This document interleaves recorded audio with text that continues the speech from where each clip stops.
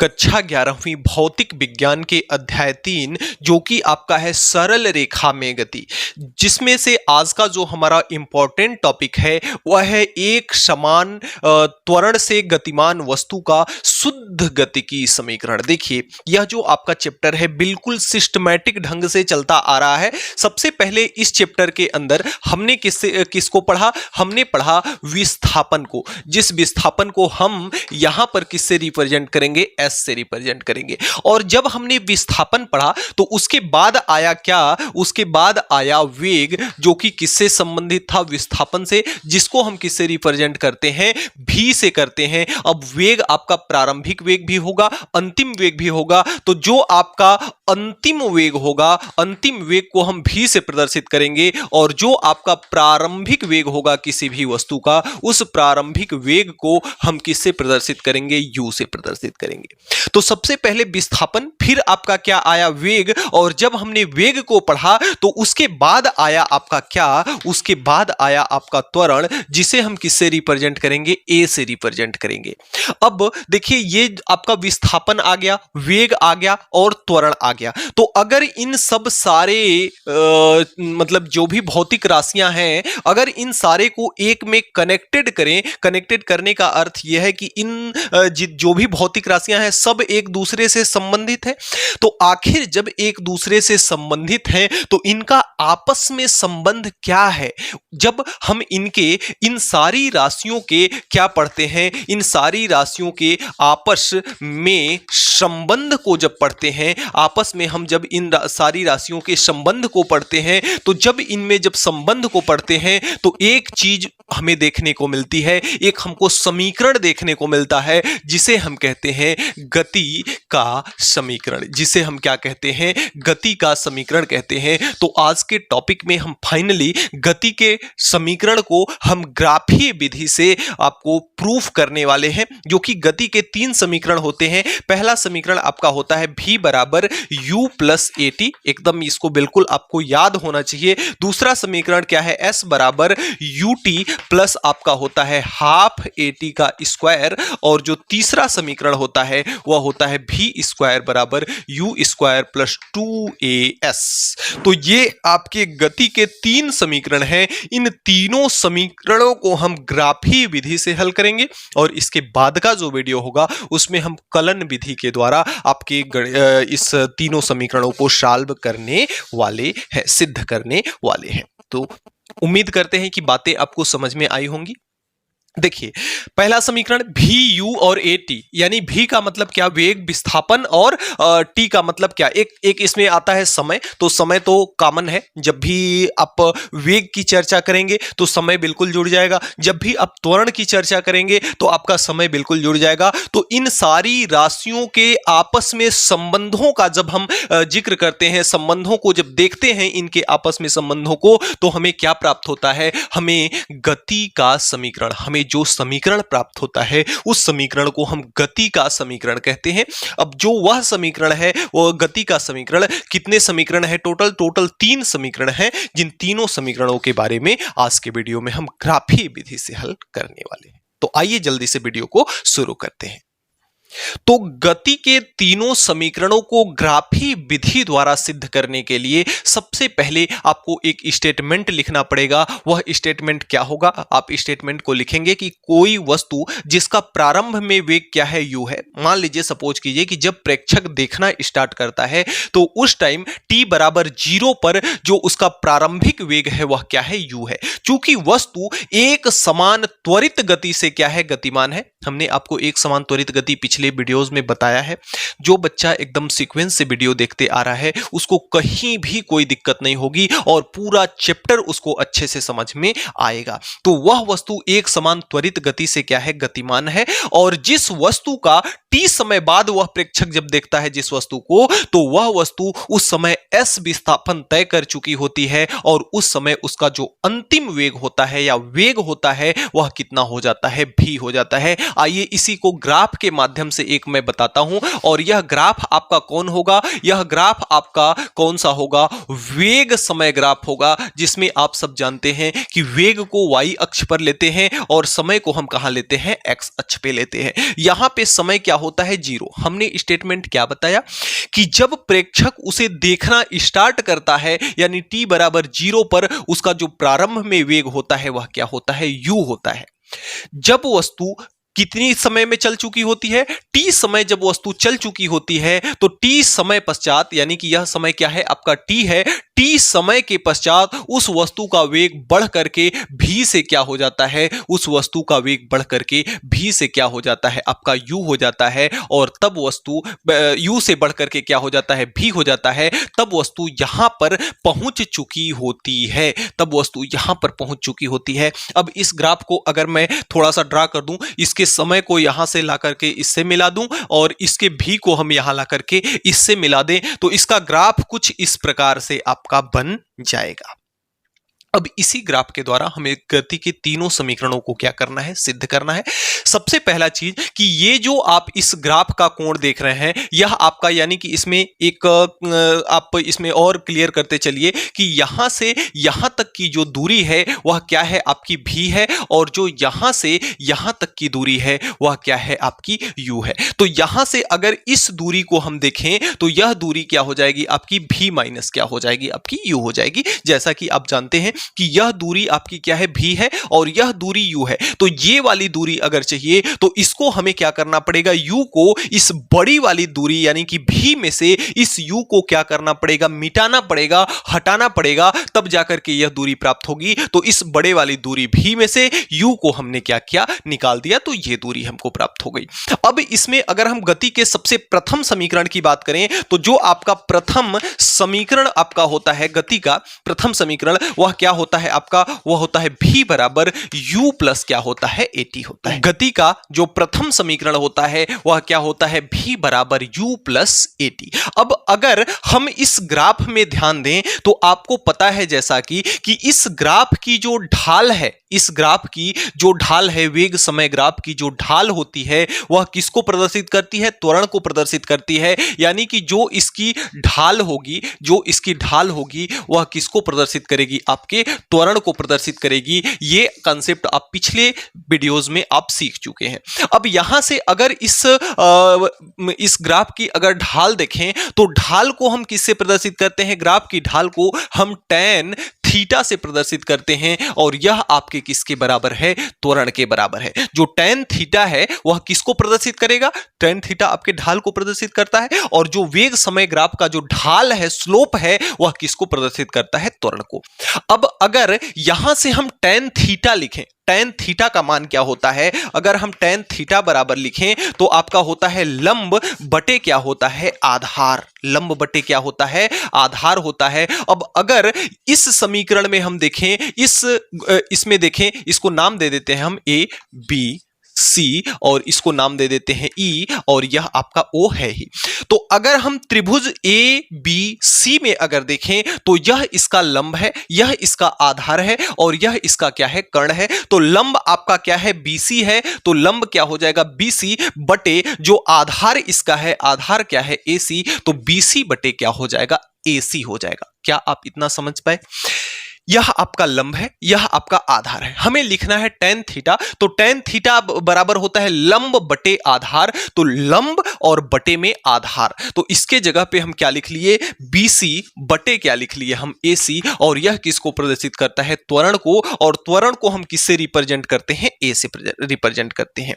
अब अगर हम इस BC का मान देखें तो BC किसके बराबर है, V माइनस U के बराबर है। तो BC के जगह पे हमने क्या रख लिया, V माइनस U रख लिया। अब अगर हम AC की बात करें तो यहां से लेकर के यहां तक का जो समय है वह कितना है, T है। तो इसी के तो पैरेलल हमने ये लाइन बनाई है ना, तो अगर ये T है तो यह भी कितना होगा, T होगा। तो इसके नीचे क्या आ जाएगा आपका T और बराबर में क्या होगा, A।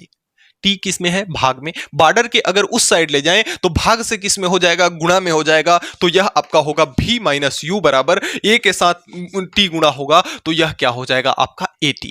अब अगर U को हम उस साइड में भेज दें तो यहां से आपका V हो जाएगा और U माइनस से किस में हो जाएगा, प्लस में।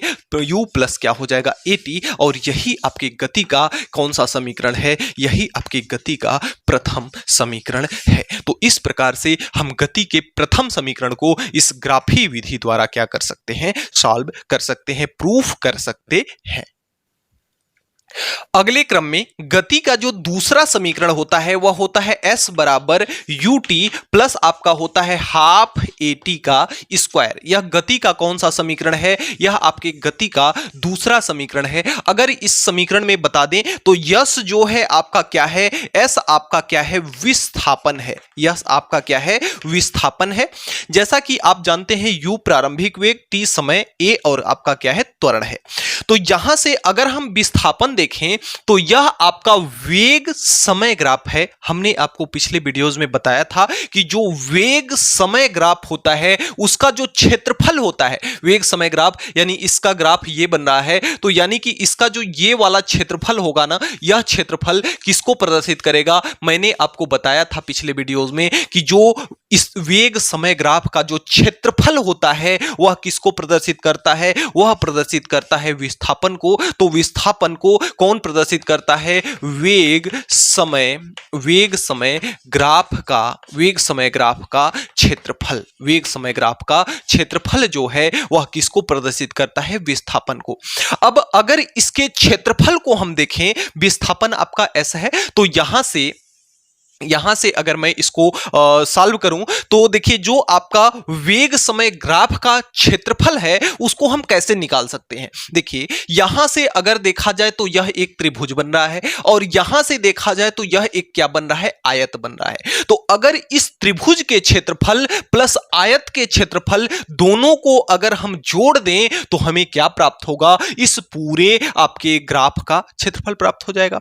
अब आइए इसी को हम जोड़ देते हैं। तो वेग समय ग्राफ का जो क्षेत्रफल होगा, तो देखिए जो आपके वेग समय ग्राफ का क्षेत्रफल है वह त्रिभुज ABC यानी इस त्रिभुज का क्षेत्रफल प्लस आयत आपका ACDO का क्षेत्रफल, दोनों के क्षेत्रफल को हम क्या कर देंगे, जोड़ देंगे। तो और वेग समय ग्राफ का जो क्षेत्रफल है वह किसको प्रदर्शित करेगा, विस्थापन को। तो इसके जगह पे हम क्या लिख सकते हैं, इसके जगह पे हम लिख सकते हैं विस्थापन। इसके जगह पे हम क्या लिख सकते हैं, विस्थापन लिख सकते हैं। और त्रिभुज का क्षेत्रफल क्या होता है आपका 1/2 आधार इंटू क्या होता है, 1/2 आधार इंटू होता है ऊंचाई, और प्लस आपका है आयत का क्षेत्रफल। तो आयत का क्षेत्रफल आपका होता है लंबाई इंटू चौड़ाई। तो यह आपका क्या हो जाएगा, लंबाई इंटू में आपका क्या हो जाएगा, चौड़ाई। मैंने शॉर्ट फॉर्म में लिखा है आयत आधार इंटू ऊंचाई, लंबाई इंटू चौड़ाई।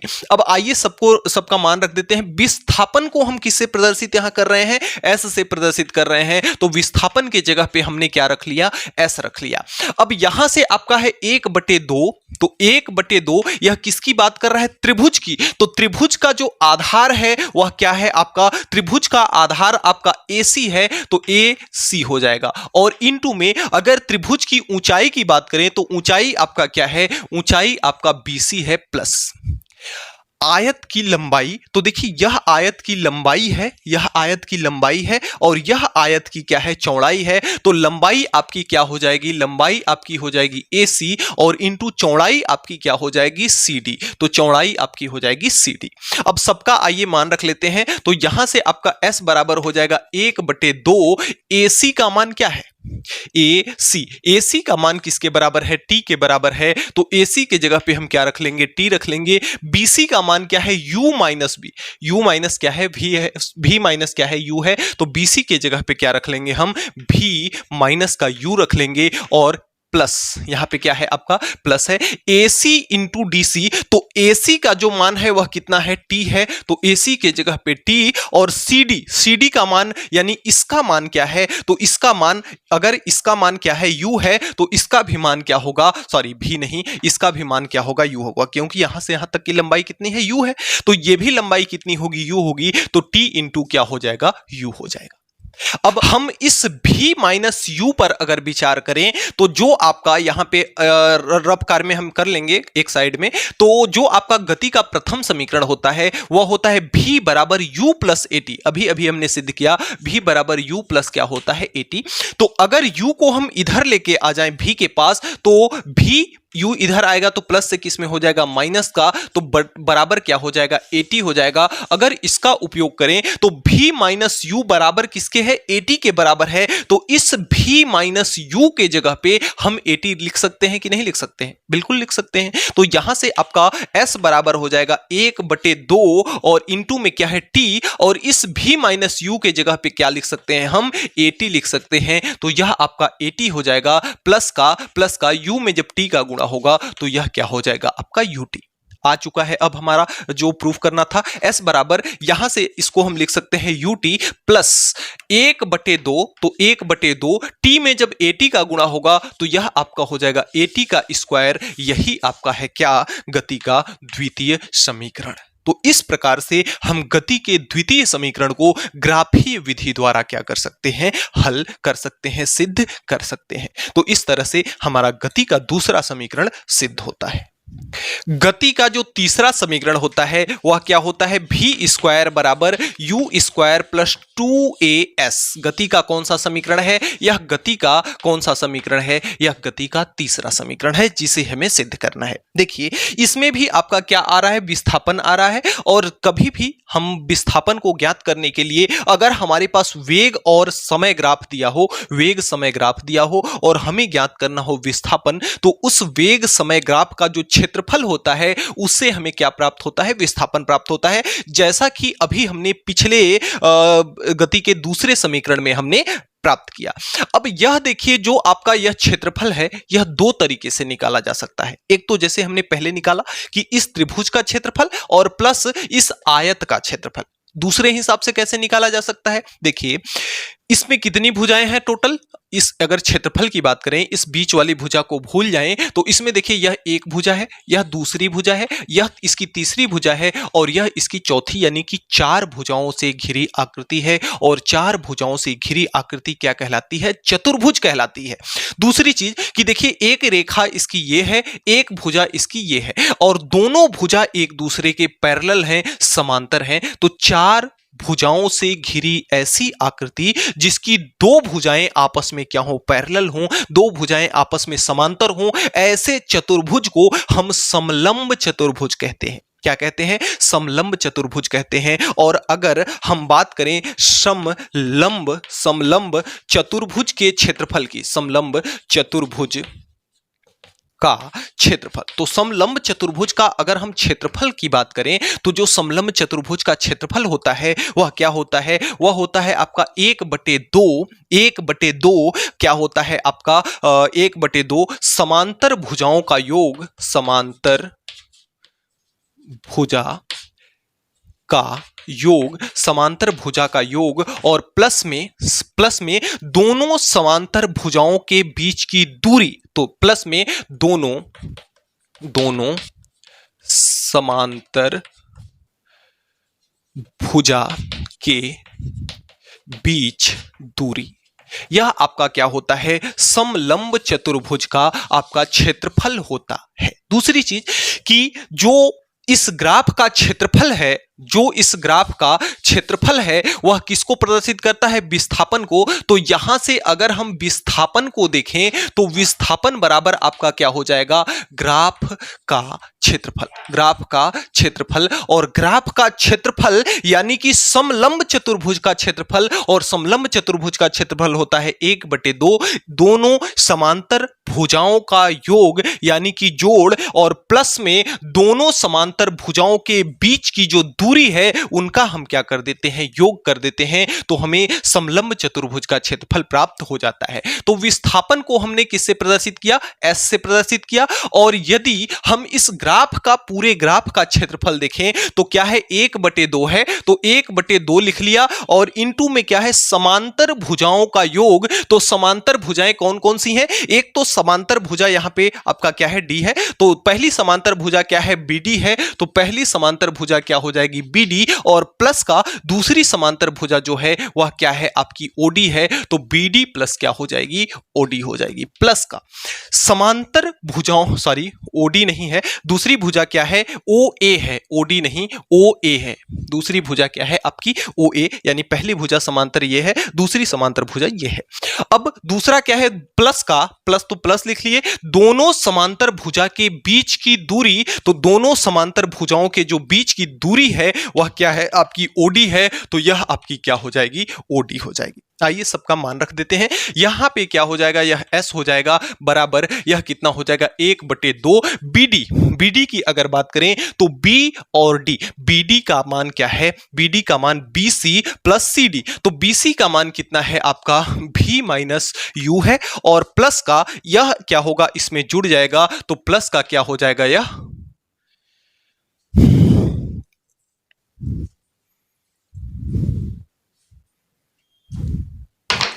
तो यहां से अगर हम इस BD को देखें तो BD किसके बराबर है, यहां से इसके बराबर है, इसका मान क्या है, भी है, तो इसका मान क्या हो जाएगा, BD का मान क्या हो जाएगा, भी प्लस OA। OA यानी कि ये वाली भुजा, और ये वाली भुजा क्या है आपकी U के बराबर है, तो भी प्लस कितना हो जाएगा, U हो जाएगा, और प्लस का OD, OD किसके बराबर है, OD आपके T के बराबर है, तो प्लस का आपका क्या हो जाएगा, T हो जाएगा। अब हमको देखिए क्या है, हमको ये वाला समीकरण सिद्ध करना है। हमारे पास यहां पे क्या आ गया, टी आ गया। अब अगर हम इस समीकरण में देखें तो क्या इस समीकरण में कहीं पे टी है, क्या नहीं है, टी कहीं पे नहीं है, यानी इस टी को हमको हटाना पड़ेगा। तो आखिर टी को हम हटाएंगे कैसे, तो आइए देखते हैं। पहला समीकरण हमारा क्या होता है गति का, v बराबर u प्लस ए टी होता है। अगर यहां से हम t का मान ज्ञात करें तो u आपका इधर आएगा, तो u आपका क्या होगा, इस बॉर्डर के इस साइड आएगा। भाई अगर यहां से हमको t का मान ज्ञात करना है तो बाकी सबको उठा करके हमें इधर भेजना होगा v के पास, तो यहां पे आपका t बचेगा, v यहां पे है ही, v के पास जब u आएगा तो माइनस का क्या हो जाएगा, आपका माइनस का u हो जाएगा, और a t के साथ गुणा में है, a जब इधर आएगा तो यह किस में चला जाएगा, बटा में चला जाएगा। तो यहां से जो t बराबर होगा वह क्या होगा, v माइनस यू बटे a, किसके बराबर होगा, t के बराबर होगा। अब इस t के जगह पे इस t का ये वाला मान हम रख लेते हैं, तो यह आपका क्या है, s है, और s है, और बराबर आपका क्या है, 1/2 है, और इसके साथ क्या है, v प्लस u है, तो यह आपका हो जाएगा v प्लस का कितना हो जाएगा, u हो जाएगा, और इनटू में यह क्या हो जाएगा, v माइनस का u हो जाएगा, और बटे में क्या होगा आपका a होगा, बटे में क्या होगा आपका a होगा। अब देखिए यहां से अगर s का मान निकालें, यस का सॉरी, अगर यहां से 1/2 को 2 को इधर अगर भेज दें तो 2 यहां पे भाग में है, इधर आएगा तो किस में होगा, गुणा में, तो यहां से यह कितना हो जाएगा, 2 हो जाएगा, और यहां पे कितना हो जाएगा, 2s हो जाएगा। और इनका जब आपस में गुणा करें तो जब कहीं पे ऐसा लिखा हो कि एक ब्रैकेट में a प्लस बी और दूसरे ब्रैकेट में a माइनस बी, तो बहुत छोटे थे तब से आप पढ़ते आ रहे हैं कि ऐसा सूत्र जब लिखा होगा तो यह किसके बराबर होगा, a स्क्वायर माइनस के b स्क्वायर के। अब यहां पे अगर देखें तो कुछ कंडीशन आपका यही बना हुआ है, v plus U v minus U, a plus B a minus B. तो जब a plus B a minus B को हम क्या लिख सकते हैं, a square minus B square, तो v प्लस यू और v माइनस यू को क्या लिख सकते हैं, v का स्क्वायर माइनस a का स्क्वायर। तो यहां से यहां आपका कितना है, यहां पे आपका आ गया 2s, और इसको हम लिख सकते हैं v का स्क्वायर माइनस u का स्क्वायर, और बटे में तो a रहेगा ही। a को अगर इधर हम भेज दें तो a इधर आएगा, तो यह 2s के साथ आएगा, तो यह a के साथ गुणा में हो जाएगा, तो 2as हो जाएगा, और बराबर यह हो जाएगा v square minus u square.